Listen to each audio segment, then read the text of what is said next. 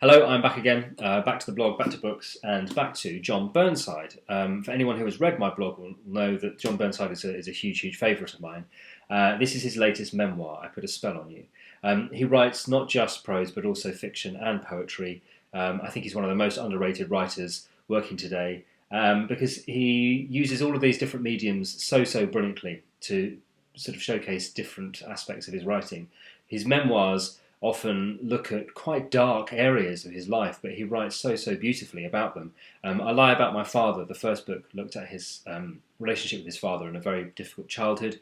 Waking Up in Toy Town looked at his attempts to make a sort of normal life for himself after years of drug abuse and problems with mental illness.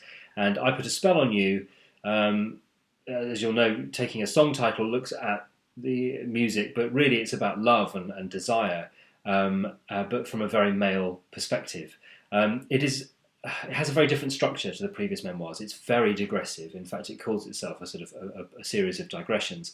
And some of these pieces have in fact appeared in print before in the LRB, and I have read them there. And so there's that slight disappointment that comes when you read a book and it's made up of pieces that you may have read elsewhere, because it can sometimes feel like a book has been cobbled together from disparate parts. But he is brilliant at weaving these pieces together, and they don't, of course, by the end of the book, feel disparate at all, because they're all contributing towards a central theme. And here, as I say, he's looking at love and desire, but the very male way of looking at it, which is to try and explain that rather difficult thing that can happen when men feel attracted to women. This could get rather personal, as indeed he does. But let's look at the beginning of the book, where he looks at a couple of old Scots words. Glamoury is one of them, which is a sort of a mixture of glamour and magic, and thrawn is the other. And thrawn is an interesting word. It's to do with being bent or misshapen or sort of faced the wrong way. And what he uses it to explain is his struggles with the ideas of conformity and society and authority.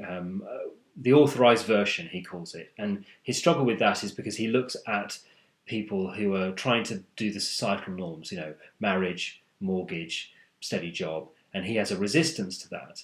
And that resistance comes from having looked at other people's marriages, and he describes them as being like war zones, and the struggles that he's already talked about in Wake Up in Toy Town to, trying to have a normal life, and this sort of veneer that you put over things to sort of say that everything's fine. And he's always struggled with that.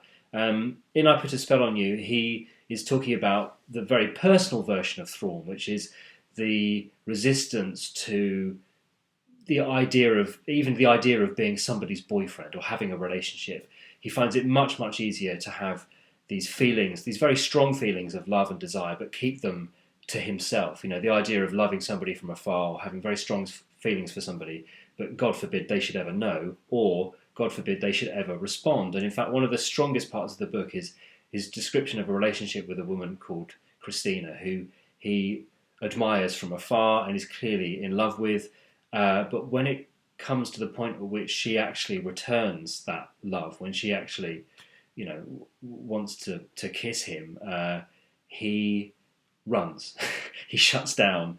And I've got to be careful here, but I just think that there are a lot of women who I know who have been baffled by men's behaviour sometimes. They seem to have been full of enthusiasm at one point and then not returning the phone call or not responding to messages or just sort of disappearing, and it's been baffling. And this book might go some way to explaining that pattern of behaviour. I won't go into too much more detail about it because perhaps I'm wrong, but I just think it does explain something quite interesting, I think, about the way some men respond to their own emotions and the idea of receiving those emotions back from somebody else. There is also so much in here that there isn't really enough time to go into. As I say, a fascinating writer.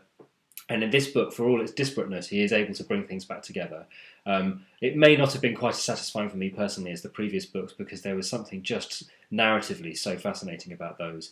But there is lots of interesting stuff here, not just about what I've talked about, but about other, there are many digressions in it to do with language and to do with all sorts of things. So please, if you haven't read Burnside already, do look at his books, because, as I say, he writes in different mediums, and so there will be something to suit almost any taste, and he really, really is a fantastic writer. There we go. That's John Burnside. Next, I'm going to be looking at a couple of graphic novels. Thank you for coming back after the summer holidays, and take care.